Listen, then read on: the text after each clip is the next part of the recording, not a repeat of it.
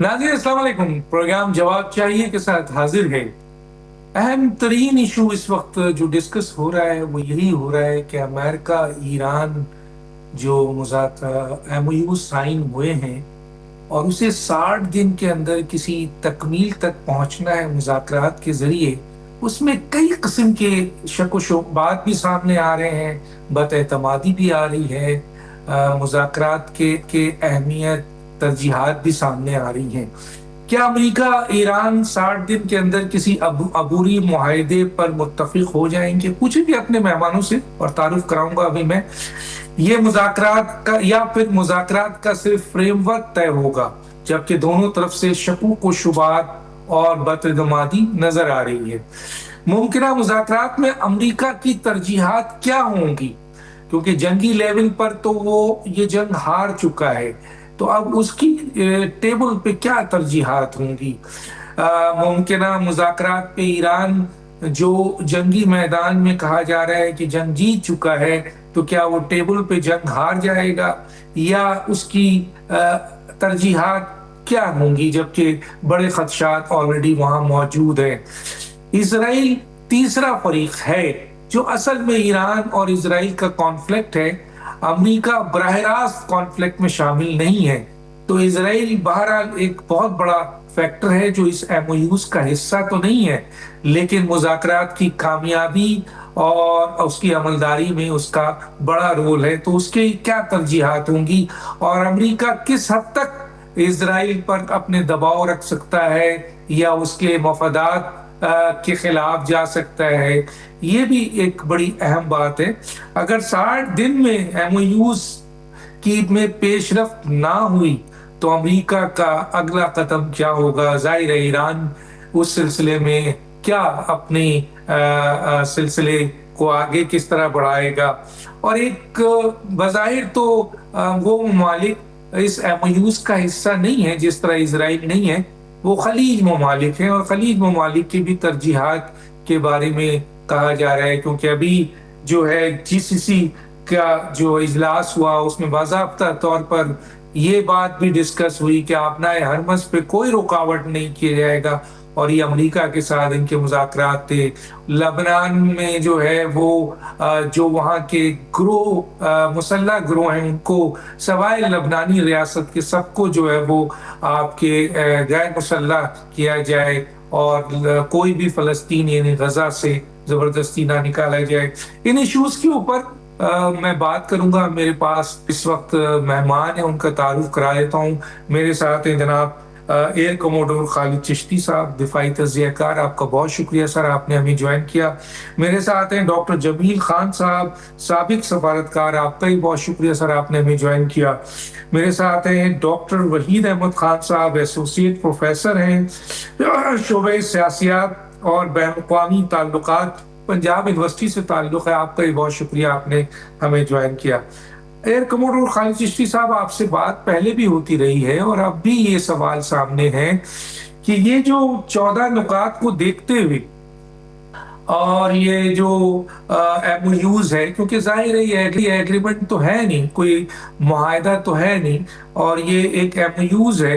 इस किस हद तक मुआहदे में ये जो है वो आप समझते हैं कि कामयाबी हो सकती है और दोनों फरीक खासतौर पे अमेरिका और ईरान इन 14 नुकात में किस हद तक इस नुकात को सामने रखते हुए कोई अबूरी मुआहदा या एग्रीमेंट करने की पोजीशन में है, जिस तरह के बयानात आ रहे हैं? ये जरूर बताइएगा, क्योंकि दोनों तरफ शुबहात और स्टेटमेंट और धमकियां भी सामने आ रही हैं। क्या कहेंगे? जी बहुत शुक्रिया डॉक्टर साहब, आपने इनवाइट किया है। बिल्कुल, उससे पहले मैं सिर्फ क्विकली कोशिश करता हूँ सिर्फ 2 लाइनों में अर्ज करूँ कि अमेरिका का मिलिट्री ऑब्जेक्टिव क्या था और इजराइल का, फिर उसकी रोशनी में हम बेहतर डिस्कस कर सकेंगे कि अब वे फॉरवर्ड क्या है। देखिए, अमेरिका का था short war, basically defeated Iran and obviously favourable deal. ये था उसका 3 लाइनों का मेरी नज़र में। उसकी मीनिंग्स और डिटेल्स हम डिस्कस करते हैं। इजराइल का था completely इनहाइलेटेड and defeated Iran including the nuclear and ballistic missiles. अब यहां पे आके डाइवर्जेंट हो गई, क्योंकि इन चीज में से कुछ हुआ नहीं है और एग्रीमेंट के कागज टेबल पर आ गए। जब वो कागज टेबल पर आए तो इजराइल ने देखा कि वो मेरे वाला जो मैंडेट था जो उसका जंग का, वो तो अचीव ही नहीं हुआ।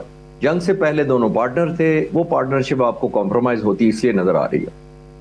अब प्रेसिडेंट ट्रम्प को ये पता है कि उनकी मिलिट्री तो बहुत बड़ी है, लेकिन मिलिट्री उन्होंने देखा कि सोल्यूशन नहीं है। उनकी मिलिट्री उनको नेगोशिएशन टेबल पर कुछ डिप्लोमेट्स को वो एडवांटेज नहीं दे सकी जिसका उन्होंने फोर्स किया था, क्योंकि उन्होंने शॉर्ट वॉर एक्सपेक्ट की थी। Number one. मोस्ट इंपॉर्टेंटली अब सारे का सारा दारोमदार जिस तरफ आप इशारा करते हैं कि ये डिपेंडेंट है कि इस एग्रीमेंट को, ये MOU को किस हद तक किया जा सकेगा। सबसे बड़ी इसमें जिम्मेदारी प्रेसिडेंट ट्रम्प की अपनी है, और वो क्यों है वो मैं अर्ज कर देता हूं। वो इसलिए है कि देखिए, लीड उन्होंने किया इस जंग को। वो चाहते थे कि ऐसी जंग मैं लड़ूं जो अमेरिकन डिजाइंड हो लेकिन इजरायली लेड हो, लेकिन वो इजराइल की लीडरशिप तो खत्म हो गई, जो वजह मैंने पहले शुरू में अर्ज किया है। अब प्रेसिडेंट ट्रम्प पर डिपेंडेंट है कि वो कितना मैनिफेस्ट करते हैं, और मैनिफेस्ट का तरीका भी मैं सजेस्ट कर सकता हूं अपनी आवाज में। वो ये है कि जितना इफेक्टिवली प्रेसिडेंट ट्रम्प नेतन्याहू को मैनेज करेंगे, उतना ही ज्यादा इसकी MOU की भी लाइफ होगी, एग्रीमेंट भी जल्दी हो जाएगा पॉसिबली, और विन विन सिचुएशन भी लगेगी। प्रॉब्लम क्या हो रहा है, अभी तक नेतन्याहू की स्ट्रैटेजी कह लें या उसकी कॉन्स्पिरेसी या उसका मेथड ऑफ ऑपरेंडी ये है कि वो चाहता है कि किसी ना किसी तरीके से लेबनान पर बमबारी जारी रखकर ईरान को दोबारा ड्रैग किया जाए। और नेतन्याहू को ये यकीन है कि अगर ये ईरान दोबारा ड्रैग हो गया तो अमेरिका मुझे दोबारा ज्वाइन कर लेगा जंग के अंदर या पार्ट 2 के अंदर। प्रेसिडेंट ट्रम्प पर लाजिम है, जो मैं सजेस्ट कर रहा हूं, कि वो ये डिक्लेयर करें या क्लियर कर दें ईरान को लाउड एंड क्लियर कि अगर तुम जंग में गए और ईरान दोबारा आया तो I will not be part of it. अभी तक उन्होंने रिएक्टिव किया है, अभी फोन किया है, यानी बमबारी हो गई, प्रेसिडेंट ट्रम्प ने फोन कर दिया, फिर बमबारी, प्रेसिडेंट ट्रम्प ने ट्वीट कर दिया। प्रेसिडेंट ट्रम्प को ये कहना पड़ेगा पहले से कि अगर अब बमबारी हुई तो मैं ये करूंगा, तो तब मुझे लगता है कि उनकी अपनी एक जो क्रेडिबिलिटी है वो भी रिवाइव होगी, अमेरिका की भी होगी, और ईरान के लिए बहुत बड़ा एक कॉन्फिडेंस बिल्डिंग मैयर चला जाएगा उनके हाथ में।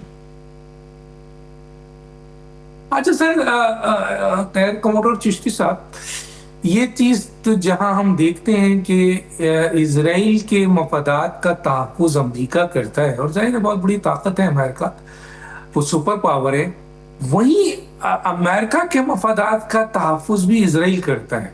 इस खित्ते में अमेरिका बराह रास्त जो है वो एक्शन नहीं करता, यानी आप इस तरह समझ कह लेता हूं मैं कि वो इजराइल के जरिए अपने मफादात को खलीज ममालिक में या दूसरे ममालिक से हासिल करता है, प्रेशर दे के, धमकी दे के, थ्रेट दे के, एक्शन के जरिए। तो एक लिहाज से दोनों एक दूसरे के लिए लाजिम व मलजूम है। अगर इजराइल अपने मफादात को नहीं छोड़ता है, जिसमें खास तौर पे ईरान को किसी सूरत में एटमी ताकत नहीं बनने देना, बल्कि उसका खात्मा, या ग्रेटर इजराइल का जो है वो वजूद, जो उसका सबसे बड़ा एक मजहबी बहुत बड़ी डिमांड है, उस सूरत हाल में अमेरिका क्या इजराइल से अपने आप को अलग कर सकता है? उसकी फौजी ताकत को जो सपोर्ट करता है वो छोड़ दे, उसके सफारती ताकत को, सफारती जो उसकी सपोर्ट है वो छोड़ दे, और यूएनओ जैसी जगह पर वीटो जो इसके लिए आता है इजराइल के लिए, वो एक ऐसे अपने बच्चे को जिसको दिखाकर वो पूरी खलीज ममालिक को कंट्रोल करता है, अमेरिका छोड़ दे।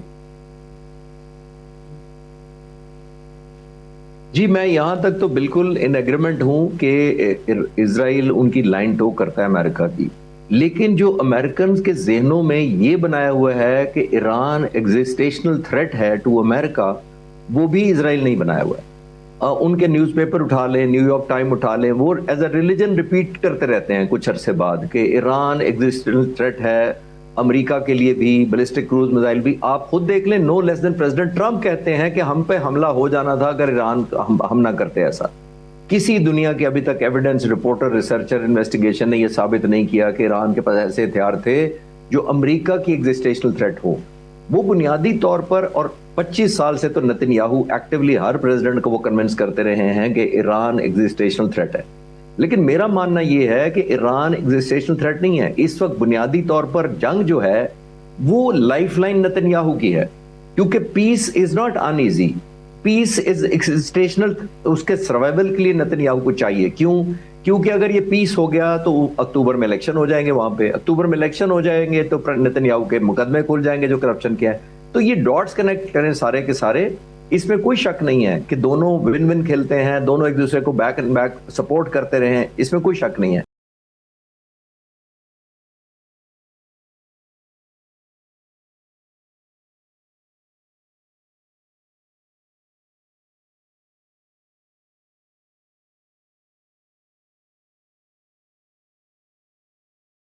یمین صاحب, ظاہر ہے امریکہ میں ایک بڑی طاقت جو ہے وہ صرف امریکہ کی خود کی ایک عوام بھی ہے, لیکن اس کے ساتھ ساتھ اس کے اسٹیٹ ڈپارٹمنٹ, اس کے اپر ہاؤس, لوور ہاؤس, اور اسی طرح یہ ساری چیزیں کنٹرول میں ہیں زیونسٹ یہودیوں کی, اور جسے ہم آئی پیک کا نام دیتے ہیں, امریکن اسرائیل پبلک افیئرز کمیٹی, بہت طاقتور ہے جتنا میں پڑھتا ہوں, جتنا دیکھتا ہوں. اور وہ مفادات جو ہے وہ آپ کے سب کور کرتا ہے, اسرائیل کے سارے مفادات کو کور کرتا ہے. تو پریزیڈنٹ ٹرمپ اگر اسرائیل کو چھوڑتے ہیں تو ظاہر ہے امریکن مفادات سامنے ہیں, جیسے میں نے ذکر کیا خلیج ممالک میں خاص طور پہ. دوسرا, امریکن عوام کی تو سپورٹ ہوگی, لیکن ان طاقتور لوگوں کی سپورٹ آپ کے کہاں کھڑی ہوگی جو امریکہ کی اتنا انٹرفیئر رکھتے ہیں کہ پریزیڈنشل کینڈیڈیٹ کو ہرا دیتے ہیں. اور دوسری جو اسی کے ساتھ میں پوچھوں گا سر کہ اب اس ایم یوز کے بعد جو مذاکرات ہیں اس میں امریکہ اور ایران کی ترجیحات کیا ہوں گی سر؟ یا پہلے آ جاتے ہیں پہلے حصے پر جو آپ نے سوال کیا ہے, اور وہ بڑا کلیدی ہے. انفیکٹ ایپیک یا اسرائیلی لابی, اس پہ بڑی کتابیں لکھی گئی ہیں. آپ نے ابھی خود ہی بیان کیا, جو مطالعہ آپ کا بھی ہے, میں نے بھی تھوڑا سا کیا ہوا ہے. اس میں جان میر شائمر کی ایک بڑی اچھی, بڑی ضخیم قسم کی کتاب ہے. اس میں اس تمام چیزوں کا وہ ہے کیا, جدا جدا پوائنٹس, اس کے جدا جدا پوائنٹ یہ ہے کہ جو پوری امریکن مشینری جو ہے, جس میں اسٹیٹ ڈپارٹمنٹ ہو گیا, پینٹاگون ہو گیا, میڈیا امریکہ کی ہو گئی, ٹریجری ڈپارٹمنٹ ہو گیا, ہوم ڈپارٹمنٹ ہو گیا, گو کے جتنے ڈپارٹمنٹس ہیں اس میں اسرائیلی لابی کا انفلوئنس ہے اور تانے بانے بنے ہوئے. اور اسرائیلی لابی بنی کیسے؟ 1897 میں جب سوئٹزرلینڈ میں میٹنگ ہوئی تھی صہیونیوں کی, پہلے ڈیلیگیٹس کوئی آئے تھے, 750 ڈیلیگیٹ آئے تھے. وہاں یہ تمام چیزوں کا ڈیسائیڈ کیا گیا تھا, ایک روڈ میپ بنایا گیا تھا, گریٹر اسرائیل کا کانسیپٹ ڈیولپ ہوا تھا. اس وقت ابتدائی دور تھا اور وہیں یہ فیصلہ ہوا تھا کہ ہم جو طاقتور ممالک ہیں وہاں اپنا انفلوئنس یعنی اپنے تانے بانے بنیں گے. اور اب آ جاتا ہوں میں فاسٹ فارورڈ کر کے کہ 13 فروری کو وائٹ ہاؤس میں نیتنیاہو آئے اور اپنے ساتھ اپنی ٹیم کے 3 ممبر لے کے آئے, اور ساتھ میں انہوں نے پورا وار پلان کا ایک منصوبہ پیش کیا, اور وہ بیک ڈور سے گئے تھے. آپ کی ساری چیزیں میڈیا پر موجود ہیں. میڈیا کو اوائڈ کرنے کے لیے وائٹ ہاؤس کے فرنٹ ڈور سے نہیں گئے تھے. تو وہاں جا کے انہوں نے وار پلان دیا, اور یہ بات اب خود وہ بتا رہی ہیں, ان کے اپنے قابلین بتا رہی ہیں, اور وہاں جا کے انہوں نے ان کو راضی کر لیا. اس میں اسٹیٹ ڈپارٹمنٹ کا عمل دخل نہ ہونے کے برابر, اس میں پینٹاگون کا عمل دخل, پینٹاگون تو اس کے برعکس بات کر رہی تھی. تو لہٰذا یہ بات تو انہوں نے کر لیا اور یہ خواب دکھلایا تھا. اور اسی وجہ سے جب جے ڈی وینس کی کوئی آج سے 20-25 دن پہلے بات ہوئی نیتنیاہو سے یا ڈونلڈ ٹرمپ سے بھی, تو اس چیز کا گلا شکوہ بلکہ ذرا بھری بھرکم آواز میں بات ہوئی کہ آپ نے ہمیں کچھ جو پلان دیا تھا وہ بالکل غلط تھا, اور جس کی وجہ سے ہمیں ہزیمت ہو رہی ہے. میں اس پہ 2 نقطے اور جوڑ کے پھر آ جاتا ہوں, ایم او یو اور اس پہ ایگریمنٹ کا کیا بنے گا اور کیسے کیا ہوگا. بات یہ ہے کہ پورے خطے میں یہ غلط پلاننگ کی, اور یہ خود ان کے اپنے پولیٹیکل سائنٹسٹ اور اینالسٹ کہہ رہے ہیں امریکہ کے, کہ جان میر شائمر کا پرسوں کا جو بیان ہے اور پوڈ کاسٹ پہ انہوں نے کیا, اس میں کہتے ہیں کہ امریکہ had no choice but to cut a deal, کیونکہ جو اس کے حالات ہو گئے تھے. دنیا کی اتنی بڑی پاور, سپر پاور, 996 بلین کا عسکری بجٹ جو کہ 1.5 ٹریلین کا ہو جائے گا امسال سے, تو اس کے بعد بھی اس کو اتنی ہزیمت ہوئی کہ اس نے ایڑی چوٹی کا زور لگا لیا, ایران کو زیربار نہیں کر سکا. تو یہ ہزیمت تو ہے. اور پھر یہ کہاں گیا وہ کانفیڈنس, اور کہاں گئے وہ بیسز جنہوں نے پروٹیکشن نہیں دی, اس کو گلف کنٹریز کو, اور آپ نے مارکو روبیو کا کل کا پریس کانفرنس دیکھ لیں آپ کہ کانفیڈنس بلڈنگ جو ہے کیسے کرنا چاہ رہے ہیں خلیجی ممالک کے. حالانکہ میں اکثر ذکر کرتا ہوں کہ دنیا میں جو اسپیڈ بڑی سست روی سے چل رہی تھی گلوبل نارتھ سے گلوبل ساؤتھ کی, اس پیراڈائم نے, اس جنگ کے پیراڈائم نے اس کو بڑا تیز کر دیا ہے. اس جنگ کے پیراڈائم کے بعد بہت سارے کیلکولس چینج ہو جائیں گے سیکیورٹی کے. میں آ جاتا ہوں آپ کے دوسرے حصے پر, اور پھر اگر آپ کچھ اور اس میں ضمنی بات کریں گے تو میں اس کا جواب دوں گا. دوسرا حصہ یہ ہے M O U. M O U ایک فریم ورک ہے, یہ اپنی جگہ پر, یہ عام ایم او یو کی طرح نہیں ہے. عام ایم او یو ٹھیک ہے, بائنڈنگ نہیں ہوتی ایم او یو, یہ صحیح ہے, لیکن اس ایم او یو کو یہاں تک پہنچانے میں جہاں اس اسلام آباد ایکارڈ کے تحت یہ سائن ہوا, اس میں 100 دن سے زیادہ لگے, اور پاکستان کی میڈیشن اور آخر میں قطر کی بہت زیادہ اس میں شامل ہے. ٹھیک ہے ڈاکٹر وحید احمد خان صاحب, میں ذرا اسی ایشوز پہ آتا ہوں کہ ظاہر ہے امریکہ کی اس وقت کیا ترجیحات ہوگی. امریکہ ڈونلڈ ٹرمپ, پھر نومبر کا ان کا خود امریکہ میں آپ کا ان کی پاپولرٹی زمین پہ ہو گئی ہے, امریکن عوام ان کے خلاف ہے. اہم ترین جو ریزسٹنس آ رہی ہے ڈونلڈ ٹرمپ کے لیے, وہ ایک جنگ ہار چکے ہیں. وہ اسرائیل کی جنگ ہے نہیں ہے, وہ اسرائیل کی جنگ ہے, امریکن عوام کا دعویٰ ہے. تو اب ایسی صورتحال میں جب یہ 14 نکات آئے ہیں, ابھی میں نے دیکھا کہ آپ کے ڈونلڈ ٹرمپ نے پھر ایران کو دھمکی دے دی. اس کو میں تھوڑا سا براڈر کانٹیکس میں لے کے آؤں گا, اور امریکہ پہ جو پریشر ہے اس پہ بھی اس کا کریں گے. تو آپ نے بڑا اچھا کیا سٹارٹ میں جو ہے خالد چشتی صاحب سے آپ نے تھوڑا سا انڈیویجول لیول فیکٹرز کا دیکھا کہ ٹرمپ اور نیتن یاہو کا کیا مطلب اس میں ہے, انڈیویجولز کا رول. پھر آپ نے تھوڑی سی بات کی یہ جو اے پیک اور امریکن پالیٹکس اور پبلک اوپینین کی. تو میں اسی میں ایڈ کروں گا فردر ایک لیئر اسٹرکچر لیول کی. تو ہمیں تھوڑا سا چیزوں جس طرح ایم او یو جو ہے یا نیگوشیشنز ہیں, یہ تو بیسیکلی ایران اور امریکہ کے درمیان ہو رہی ہیں سوئٹزرلینڈ میں, لیکن ہم جب دیکھا جائے تو یہ پولیٹیکل نیگوشیشنز ہیں اور اس میں کئی ایکٹرز اور انوالو ہیں. ہمیں دیکھنا پڑے گا, ابھی تو زیادہ منظر عام پہ جو آ رہا ہے اسرائیل ہے کہ جی تھرڈ, اس پہ ہم بات کر رہے ہیں. لیکن اگر دیکھا جائے اس سے بھی امپورٹنٹ جو ہے گلف سٹیٹس جو ہیں, اور اس جو مڈل ایسٹ کی ڈومیسٹک مڈل ایسٹ کی ریجنل پالیٹکس ہے, اس کو دیکھا جائے تو وہ بھی بڑے امپورٹنٹ ایکٹر ہیں. اچھا, اس میں ایک تھرڈ جو ایلیمنٹ جو اس دفعہ آیا ہے کہ جو بہت امپورٹنٹ ہے اور جو بیسکلی شارٹ ٹرم ہے, یہ ایک اور سٹیک ہولڈرز ہیں, اس میں آ جائے گا تھوڑے سے گلوبل لیول کے اکنامک انٹرسٹ, گلوبل جو بزنسز ہیں, جو گلوبل اکانومی, اسٹاک مارکیٹس, اور یہ ساری چیزیں افیکٹ ہو گئی ہیں. تو یہ سارے بھی پریشر ڈال رہے ہیں. یورپین سٹیٹس جس طرح بہت زیادہ پریشر ڈال رہی ہیں کہ جی جنگ کو ختم ہونا چاہیے. تو یہ سارے گلوبل فیکٹرز ہیں, ریجنل فیکٹرز نہیں ہیں. اور میرا خیال ہے جو ڈائیورجنٹ پوزیشن آ رہی ہیں امریکہ اور اسرائیل کے درمیان بھی, وہ بھی اسی وجہ سے آ رہی ہے کہ امریکہ کی اپروچ گلوبل ہے, وہ چیزوں کو گلوبل طریقے سے دیکھتا ہے, اور مڈل ایسٹ بھی اس کی گلوبل اسٹریٹجی کا ایک پارٹ ہے اور اسی میں ہے, اور وہ چاہتا ہے کہ مڈل ایسٹ میں اپنے جو اس کے انٹرسٹ ہے. لیکن at the same time American politics جو ہے اور امریکن لیڈرز جو ہیں, they cannot ignore other global forces, especially Donald Trump is himself a businessman. تو جو بزنس انٹرسٹ ہیں, کیونکہ جو بزنس انٹرسٹ افیکٹ ہوتے ہیں تو پوری امریکن اکانومی, اگر اس کے ساتھ دیکھا جائے تو امریکن پبلک اوپینین کی طرف سے بھی پریشر آتا ہے.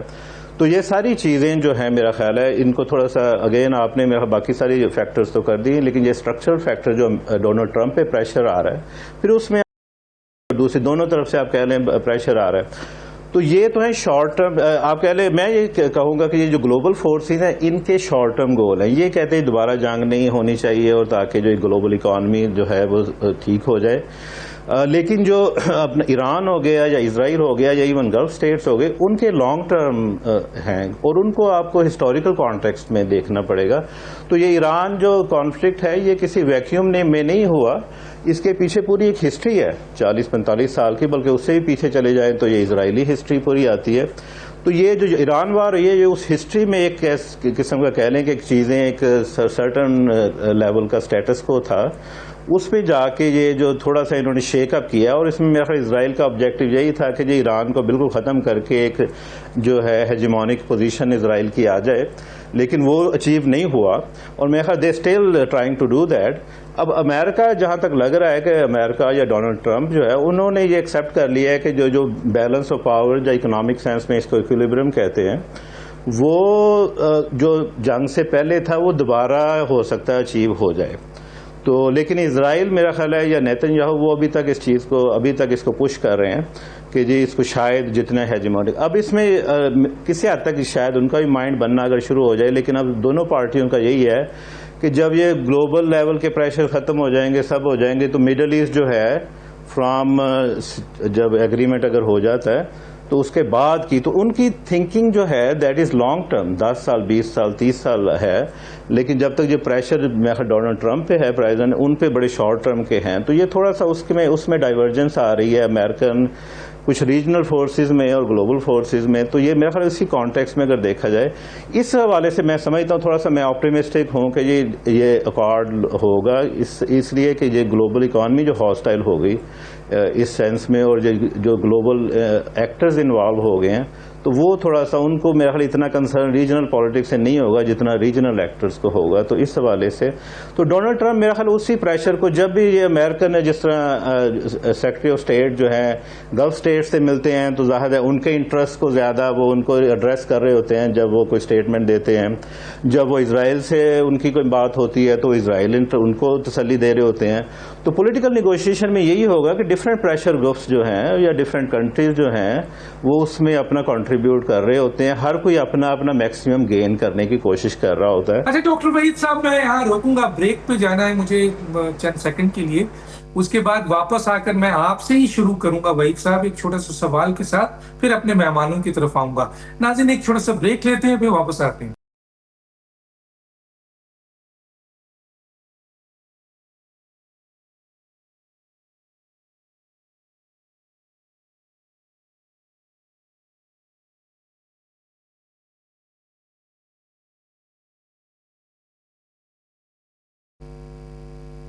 Welcome back. اچھا ڈاکٹر وحید صاحب, امریکہ نے کوئی اب تک 18,000 کے قریب بین الاقوامی معاہدے کیے ہیں, اور یقیناً آپ نے بھی ریسرچ کیا ہوگا, آپ نے بھی دیکھا ہوگا کہ بیشتر معاہدے کو پامان امریکہ نے خود کیا ہے. چلے ہم پیچھے نہیں جاتے, ہم حالیہ 2015 کا اوباما ایکٹ دیکھ لیتے ہیں جس کو ایران کے ساتھ ہی تھا, اور اس پہ سپورٹ تھی یو این او کی, اور اس وقت گارنٹر بھی موجود تھے بڑے ممالک. اس کا اثر آتے ہی ڈونلڈ ٹرمپ نے اٹھا کے ویٹو کر دیا, پھینک دیا اوباما کے ایگریمنٹ کو. سر تو کیا ایسا چیز ہے, اس میں تو کوئی گارنٹر بھی نہیں ہے, میڈیٹر ہے وہ بھی چھوٹے ممالک ہیں, قطر اور پاکستان ظاہر ہے امریکہ کے مقابلے میں چھوٹے ممالک ہیں, وہ تو صرف فیسیلیٹیٹ کر سکتے ہیں. آپ سمجھتے ہیں جہاں پر اتنے زیادہ اختلافات ہو, اتنی ترجیحات ہو, اتنا کانفلکٹ آف انٹرسٹ جو ہے وہ ٹکرا رہا ہو, وہ ایم او یوز معاہدہ بن سکے گا سر؟ جی اچھا, اس میں تھوڑا سا میں بیک گراؤنڈ دوں گا. یہ آپ نے اوباما کی بات کی, تو جو اس میں تھوڑی سی امریکن پالیٹکس کو بھی دیکھا جائے تو اس میں جو ڈیموکریٹک پارٹی ہے وہ تھوڑا سا ملٹی لیٹرلزم جسے کہتے ہیں کہ جس ساری قوموں کے ساتھ مل کے ایک چلنا چاہیے. تو تھرو آؤٹ ہسٹری کہہ لیں, اس میں ان کی تھوڑا سا پریزیڈنٹ ان کے تھے وڈرو ولسن, انہوں نے ایک لیگ آف نیشن پھر بعد میں یونائٹڈ نیشنز کا جو کانسیپٹ دیا تھا. تو ڈیموکریٹک پریزیڈنٹ جتنے بھی امریکہ میں ہیں وہ تھوڑا سا ملٹی لیٹرلزم جسے کہتے ہیں, سب نیشنز کو ملا کے ایک آگے چلا جائے دنیا میں, تو اس پہ ہے. لیکن جو ریپبلکن اپنا پارٹی ہے شروع سے ہی, وہ تھوڑا سا اسے آئسولیشنزم کی ٹرم یوز کرتے ہیں امریکہ کے اندر, کہ وہ کہتے ہیں کہ نہیں ہمیں جو ہے یہ ملٹی لیٹرلزم, ہم اپنا صرف جس کو آپ کہہ لیں سلوگن دیا پریزیڈنٹ ٹرمپ نے امریکہ فرسٹ کا, تو ان کی کبھی بھی یہ نہیں رہی کہ ہم نے مل جل کے یا ملٹی لیٹرلزم اس میں جانا ہے. بلکہ ایک دیکھا جائے تو پریزیڈنٹ ٹرمپ نے تو بالکل اوپنلی, اور خاص طور پہ یہ پاپولزم جس کنزرویٹو پاپولزم کی بیس پہ یہ پاور میں آئے ہیں, تو ان کا کور کا بھی یہی ہے کہ جی یہ تو انٹرنیشنل آرگنائزیشن کو بلیو ہی نہیں کرتے اور ملٹی لیٹرلزم کے اتنے فیور میں نہیں ہوتے. لیکن اس کا مطلب یہ نہیں ہے کہ جب ریپبلکن پارٹیز آتی ہیں تو کوئی آپ کے گلوبل لیول کی جو انٹریکشنز ختم ہو جاتی ہیں. نارملی یہ ہوتا ہے کہ آپ کی جو ہے بائی لیٹرل جو ہیں ملکوں کے درمیان ڈائریکٹ جو ہے وہ ایگریمنٹس زیادہ ہوتے ہیں. تو یہ تھوڑا سا نیچر آف ایگریمنٹ ہو گئی, اس میں زیادہ جسے کہہ لیں جو ڈیموکریٹک آپ کو فلیور نظر نہیں آئے گا جس میں ساری آپ کو یہ لگے گا یہ ساری پارٹیز مل کے چل رہے ہیں. اس میں تھوڑا سا آپ کو یہ جس طرح اسے ایک اور ٹرم یوز کی جاتی ہے پریزیڈنٹ ٹرمپ کی جو ٹرانزیکشنل اپنا فارن پالیسی کہ لو دو کے درمیان میں ڈائریکٹ ٹاک ڈائریکٹ انٹرسٹ اور اس میں کوئی کہہ لیں کہ انٹرنیشنل نارمز کہہ لیں یا انٹرنیشنل سوسائٹی کی انوالومنٹ کم سے کم ہوگی تو وہ ڈائریکٹلی اس سینس میں آئے گا. تو یہ تھوڑا سا زیادہ آپ یہ میں کہہ سکتا ہوں یہ انٹرسٹ بیسڈ ہوں گے بجائے وہ جس طرح پریزیڈنٹ اوباما کا تھوڑا سا ان میں ایک ایتھکس یا نارمز کی بات زیادہ ہوتی تھی تو اس حوالے سے یہ تھوڑا ہوگا. تو لیکن یہ ہے کہ جی پوچھ لیں. ٹھیک ہے میں آتا ہوں جناب تو اس میں کموڈور جی بولے جلدی سے بولے سر کمپلیٹ کریں. جی تو اس میں بس میرا یہی تھا کہ میں اگین اس میں ہوں گا تھوڑا سا اور ایرانین بھی اس چیز کو سمجھ گئے ہیں کہ تھوڑا سا ہم نے اس کو انٹرسٹ بیس پہ ان کو ڈائریکٹ ایک لو اور دو کی بنیاد پہ جو ہے تو اس حوالے سے یہ اس ایگریمنٹ کا تھوڑا سا اس سینس میں ہوگا. اور ٹھیک ہے لیکن باقی بھی یہ ڈپینڈ کرے گا اس کی لانگیوٹی بھی اسی چیز پہ کہ یہ کتنا یہ بینیفٹ دے رہا ہے باقی پارٹیز کو. ٹھیک ہے ایئر کموڈور صاحب 3 کویشچن کے ساتھ آپ کی طرف آنا چاہوں گا سر. اس میں کوئی ایڈ آپ کرنا چاہیں اپنے طور پہ تو ضرور کیجیے گا ہمارے سننے والوں کے حوالے سے. سر ایک تو یہ ہے کہ ابھی میں نے پڑھا وہ یہ ہے کہ وائس پریزیڈنٹ جو امریکہ کے ہیں وہ کہتے ہیں کہ ہم ایران کے پاسداران انقلاب کے ساتھ براہ راست مذاکرات کریں گے. اب تک اس سے پہلے جو مذاکرات ہو رہے تھے اس میں میڈیٹر تھے, ادھر کی بات ادھر کی بات ادھر, پھر یہ آپ کے سوئٹزرلینڈ والا ہوا, پھر وہاں پہ جو کچھ بھی ہوا آپ کے سامنے ہے. اب وہ کہہ رہے ہیں کہ ہم پاسداران انقلاب کے ساتھ براہ راست مذاکرات کریں گے. اور اس چیز کو آپ کیسے دیکھتے ہیں سر, کیونکہ یہ ایک نیا بڑا فیکٹر سامنے آیا ہے. پاسداران انقلاب کی لیڈرشپ ظاہر ہے کون ہے کیا ہے آپ بہت بہتر سمجھتے ہیں, اور ان کی کیا سوچ ہے اور کس طرح ان کا ری ایکشن ہے. اب جو دوسری چیز میں پوچھنا چاہوں گا سر وہ یہ ہے کہ یہ آپ کے ایم او یوز فرض کیجئے عبوری معاہدہ سائن ہو بھی گیا تو کیا گارنٹی ہے سر کہ آنے والی امریکہ کی دوسری حکومت یا دوسرے صدور وہ اس عبوری معاہدے کو جاری رکھ سکیں, کیونکہ اس میں بڑے بڑے انٹرسٹ شامل ہیں. اچھا تیسرا جو امپورٹنٹ ہے سر کہ اگر یہ ایم او یوز جو 14 نکات ہیں 60 دن کے اندر کسی عبوری معاہدے پہ نہیں پہنچتے ہیں یہ جو اراکین ہیں, تو آپ کیا دیکھتے ہیں امریکہ کس طرف جائے گا, ایران کیا کرے گا؟ جی میں کوئکلی کوشش کرتا ہوں. جی جو وائس پریزیڈنٹ نے کہا ہے کہ ہم ڈائریکٹ بات کریں گے وہ 2 وجہ سے, وہ میرا خیال ہے اور بہت وائز فیصلہ ہے یہ, اور ایگریمنٹ کے لیے لانگ ٹرم اور شارٹ ٹرم جو ایم او یو کے لیے بہت بہتر ہے. اس کی وجہ یہ ہے کہ اسرائیل کا بہت زیادہ میڈیا ان کے ہاتھ میں ہے, زائن اسلامی ان کے ہاتھ میں ہے. میں نے پہلے سوال کے جواب میں عرض کیا کہ یہ نتن یاہو کی لائف لائن ہے انسٹیبلٹی اور وار کنٹینیو رہے تو. اگر جہاں پیس ہو جاتا ہے تو نتن یاہو اپنے ملک میں یہ کہنے میں بری طرح ناکام ہوں گے کہ یہ ہماری اپنی جنگ تھی یا ایران زیادہ ڈسملیٹ کر دیا گیا ہے یا ایلیمنیٹ کر دیا گیا ہے, تو وہ اب بائے کوئی نہیں کر رہا.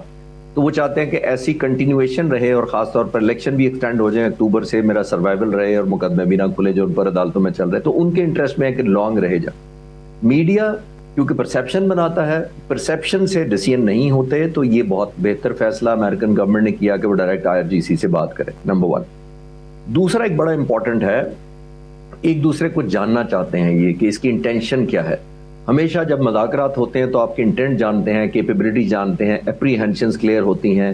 سب سے تیسرا پوائنٹ اس کے اوپر یہ ہے کہ اسٹیٹ آف ہارموز اس وقت کنٹرول میں ہے آلموسٹ افیکٹولی ایران کے, اور وہ آپ نے دیکھا بے شک ٹیکسیشن نہیں ہے لیکن ریگولیٹ اس کو ایران ہی کر رہا ہے. ایک کوئی بھی فالس فلیگ آپریشن یہاں پہ ہو سکتا ہے جو سپوائلر کے طور پہ ہو سکتا ہے اسرائیل کی طرف سے, کوئی شپ ڈسٹرکشن ہو جائے, کوئی اٹیک ہو جائے, تو وہ پھر مسٹرسٹ ہو جائے گا. تو ان وے یہ 3 میں نے براڈ باتیں عرض کی ہیں جس کے اندر وہ میرے لیے تو اپریشیبل ہے کہ وہ ڈائریکٹ بات کریں. دوسرا آپ نے کہا ہے کہ یہ ایگریمنٹ اگر پرولونگ ایکسٹینڈ نہیں, اگر 60 دن گزر جاتے ہیں اور ایگریمنٹ نہیں ہوتا یا میرا خیال ہے یہ نارمل ہے کہ نہیں ہوتا. اگر اس میں بھی مجھے حیرانگی اس لیے نہیں ہوگی, پریزیڈنٹ ٹرمپ کی یہ اس وقت اسٹریٹجی ہے. اور آپ نے نوٹ کیا ہوگا یہاں پہ اسلام آباد میں شروع ہوا تھا اسلام آباد اکارڈ, پھر ہوا اسلام آباد ایگریمنٹ, پھر ہوا لیٹر آف انٹینٹ, پھر الٹیمیٹلی ہو گیا MOU. ڈاؤن گریڈ کرتے رہے کیونکہ اگریمنٹ اور اکارڈز کی اوبلیگیشنز ہوتی ہیں, گارنٹرز ہوتے ہیں, کچھ آپ کو لیگل بائنڈنگ تھوڑی بہت ہوتی ہے, لیکن MOU is just an understanding جو کسی وقت بھی مس انڈرسٹینڈنگ میں کنورٹ ہو سکتی ہے اگر کوئی بریچ کرے تو. تو میرا خیال ہے کہ یہ جو کنٹینیویشن ہے یہ ایکسٹینڈ ہو جائے گی. پہلی بات تو یہ کنٹینیویشن اس لیے میں چاہ رہا تھا کہ پریزیڈنٹ ٹرمپ کے فیور میں ہے کیونکہ اس وقت بہت پریشر ہے, الیکشن ان کے سر پہ ہے, اس وقت بہت زیادہ کمپرومائزنگ سچویشن سے انہوں نے یہ ایگریمنٹ یہ MOU کیا ہے. بہت زیادہ وہاں میڈیا یہ کہنے پہ تلا ہوا ہے کہ پریزیڈنٹ ٹرمپ نے سب کچھ دے دیا ہے. اسی لیے آپ نے دیکھا پبلکلی وہ جو ایران کو فیسیلیٹیشن ہو رہی ہے, جو سینکشنز اٹھ رہی ہیں, جو فنڈ ریلیز ہو رہے ہیں, جو انفریز ہو رہے ہیں, وہ پبلکلی اس کو دوسرا رنگ دیتے ہیں. ایران ہم سے یہ خریدے گا, ہم مارکیٹ کیپچر کریں گے, ہمارے لیے ایک بزنس کی وینچر کھل رہا ہے. یعنی وہ امریکن فرسٹ کی باتیں کرتے ہیں جو ان کی مجبوری ہے. وہ ایک اور بھی MOU کی ایڈوانٹیج لینا چاہتے تھے 60 ڈیز کا کہ یہ خبریں, یہ معاہدہ, یہ جنگ ہماری اور میڈیا کی ذہنوں سے فیڈ آؤٹ ہو جائے.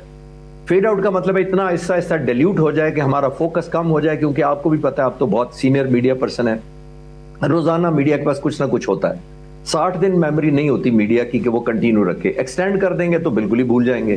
تو آئی تھنک وہ ڈیلیوژن میں رکھنا چاہتے ہیں اپنے ویورز کو, اپنے فالوورز کو, جو ان کے سمپتائزرز ہیں, اور ایون جو اپوزیشن ان کو کرٹیسائز کرتی ہے اس کو بھی وہ ڈیلیوٹ کرنا چاہتے ہیں کہ over the period of time بھول جائیں. تو میرا ماننا یہ ہے کہ ایکسٹینڈیبل ہوگا, پاسبلٹی ہے, اور اگر نہیں ہوتا تو ہارڈ سٹینڈ پھر بھی نہیں ہوگا جی. تو آنے والے وقتوں میں, لیکن ہیونگ سیڈ دیٹ, میں پھر وہی عرض کروں گا کہ تمام کا تمام امفیٹک جتنے پریزیڈنٹ ٹرمپ ہوں گے, جتنی کنوکشن دکھائیں گے, ابھی تک پریزیڈنٹ ٹرمپ پری ایمپٹ نہیں کر پائے. پریزیڈنٹ ٹرمپ ریئیکشن میں جاتے ہیں جو اسرائیل کرتا ہے, اس کو فوربڈ نہیں کرتے. 25 سال سے نتن یاہو کوشش کر رہا تھا کہ یہ کر دے اٹیک, امریکن پریزیڈنٹ ان کو کوئی نہیں ملا 25 سال میں. یہ صدر ملے کہ 2 دفعہ انہوں نے کر دیا. لیکن پریزیڈنٹ ٹرمپ کو یہ بتانا پڑے گا کہ اگر میں تمہاری باتوں میں آیا ہوں تو میری دوسری سائڈ فرم بھی ہے, اور اگر وہ اسی طرح ریئیکشن ہی رہتے ہیں تو شاید خدا نہ خاصا اس معاہدے کو بھی خطرہ ہے, پیس کو بھی خطرہ ہے, اور اوور آل ایران کے لیے بھی خطرہ یہ ہے کہ وہ اس کو گارڈ کر کے ایک فالس فلیگ آپریشن کر کے, کیونکہ ڈریگ نہ کر لیں اسرائیل ایران کو دوبارہ, اور امریکہ کو کلیئر کرنا پڑے گا کہ ہم ڈریگ نہیں ہوں گے. ناظرین ہماری گفتگو جاری ہے, ایک چھوٹا سا بریک پہ واپس آتا ہوں.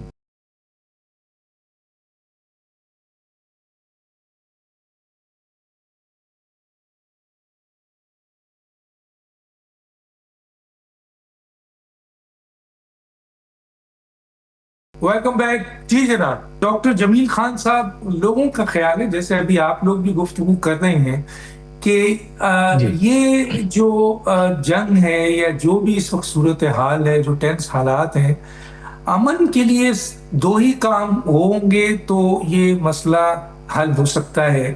ایک تو یہ کہا جاتا ہے کہ امریکہ مکمل طور پر اس معاہدے کی جو MOUs ہے اس کو ایکسپٹ کرے اور اس بات کے لیے تیار ہو جائے کہ وہ اسرائیل کی کسی بھی جارحیت کو سپورٹ نہیں کرے گا, اور اس سلسلے میں سینکشن بھی لگائے گا. فوجی جو اس کو سپورٹ ہے اور جو سفارتی سپورٹ ہے, جو یونو سپورٹ ہے, سب کچھ روک دے گا. تو پھر اسرائیل ظاہر ہے اکیلے یہ کام نہیں کر سکے گا جو اس کی بہت بڑی ڈیمانڈ ہے. دوسرا, یا تو ایران اسرائیل کو اتنا نقصان پہنچا دے, جو کہ اگر امریکہ بیچ میں نہیں ہوتا تو پہنچ رہا تھا, کہ اسرائیل اس قابل ہی نہ رہے کہ وہ اپنے پڑوس ممالک کو بھی تھریٹ دے سکے, تبھی جا کر ان 2 صورتوں میں ہی امن ہے. ورنہ بڑا مشکل ہے اگر امریکہ کا سپورٹ اسرائیل کو رہا, اور اس کے کئی فیکٹرز ہیں جس کو آپ نے بھی سامنے دیا, میں نے بھی دیا. ایک تو یہ ہے کہ آپ کیسے دیکھتے ہیں اس کو. دوسرا, ابھی GCC کے جو اجلاس ہے سر, اس میں امریکہ ان کے ساتھ کھڑے ہو کر جن مفادات کی بات کر رہا ہے, ان مفادات کا ٹکراؤ آپ کے ایران کے ان مطالبات سے ہے جو 14 نکات میں شامل ہیں. تو آپ نے بھی شاید ذکر کیا ہے کسی مہمان نے کہ وہ جس کے ساتھ کھڑا ہوتا ہے اس کے مفادات کی بات کرتا ہے.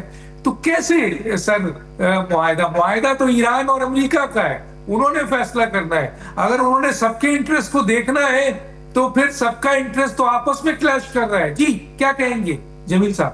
جی ہاں بیسیکلی، لیکن اس میں مجموعی انٹرسٹ ایک بھی یہ دوسرا بھی ہے نا کہ یا تو پورے خلیجی ممالک اپنی تباہی بربادی کے لیے تیار ہو جائیں جیسا کہ ہو رہا تھا.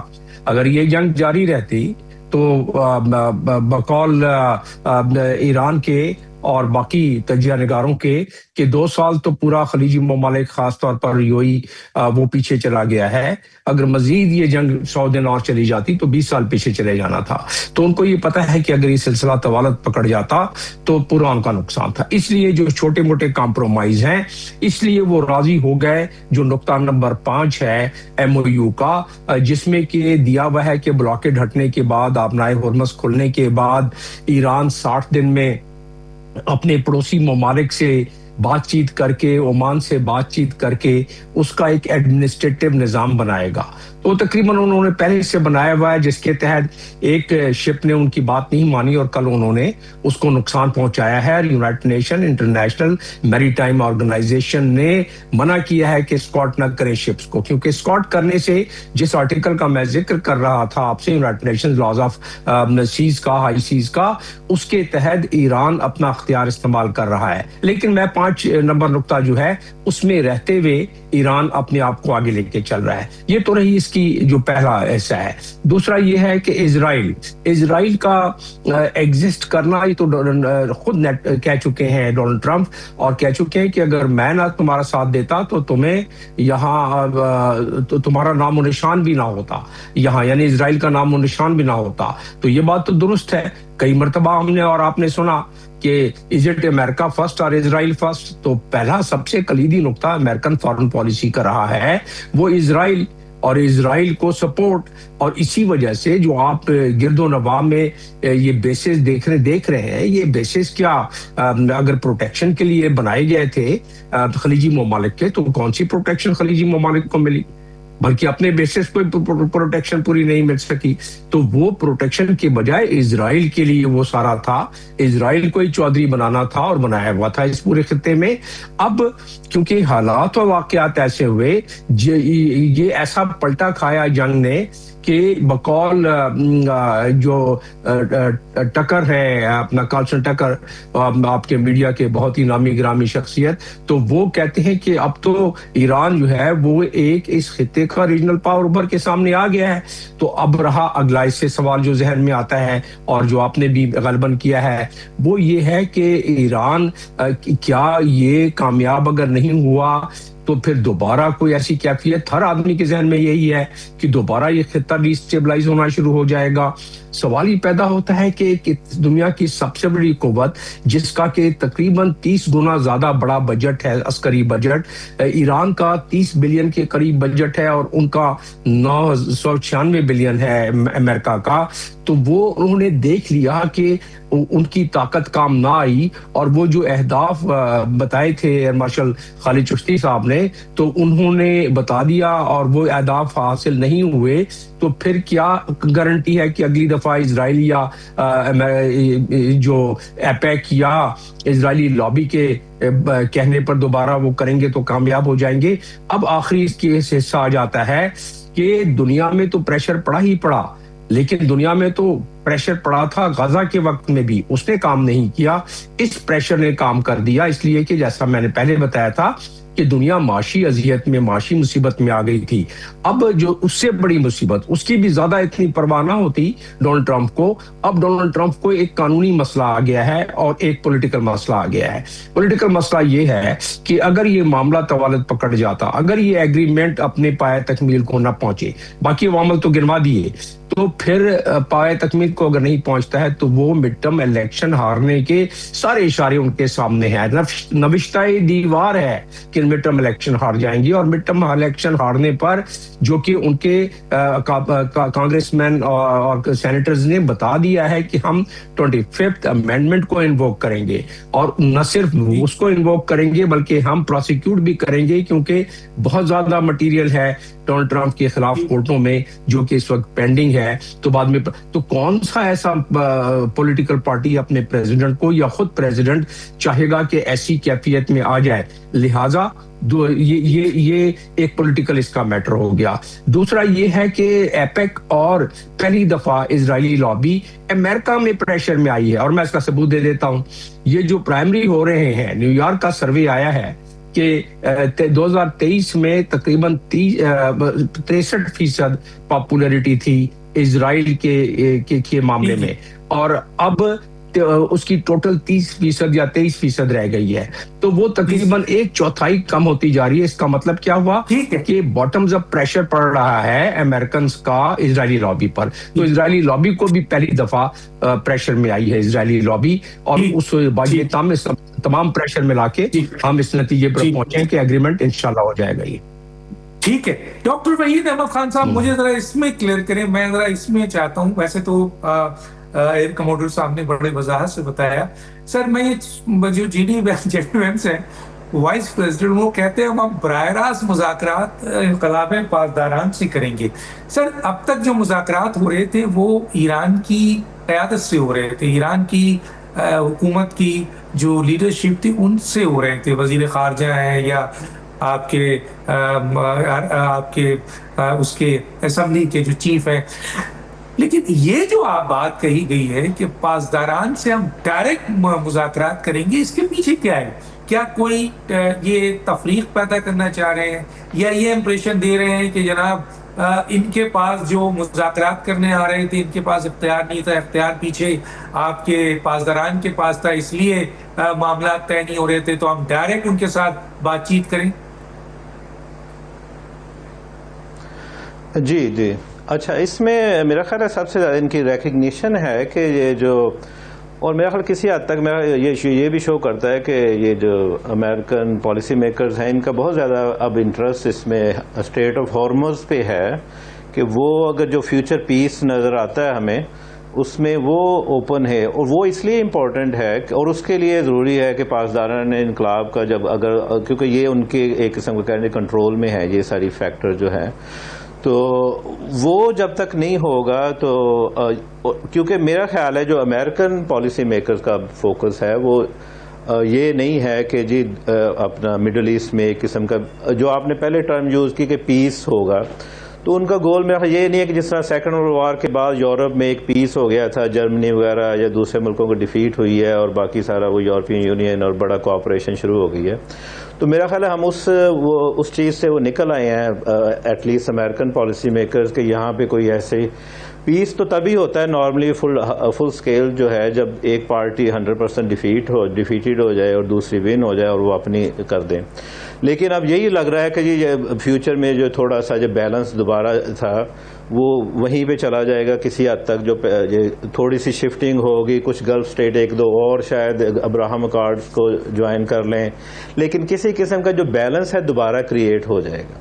تو میرا خیال ہے امریکن پالیسی میکرز کو یہی ہے کہ یہ جو چیز ان کے ہاتھ میں آ گئی ہے, یہ جو اپنا IRGC کے ہاتھ میں یہ اسٹریٹ آف ہارمز والا کو, اور وہ اس لیے امپورٹنٹ ہے کہ امریکن پالیسی میکرز کا مین گول یہ ہے کہ ٹھیک ہے جی ایک بیلنس تھوڑا سا کریٹ ہو جائے گا مڈل ایسٹ میں, بٹ اٹ شوڈ ناٹ, اس کا جو ایفیکٹ ہے وہ گلوبل نہیں ہونا چاہیے. ٹھیک ہے, بہت شکریہ. تینوں مہمانوں کا وقت ختم ہو جاتا ہے. ڈاکٹر دانش فریاد, اللہ حافظ.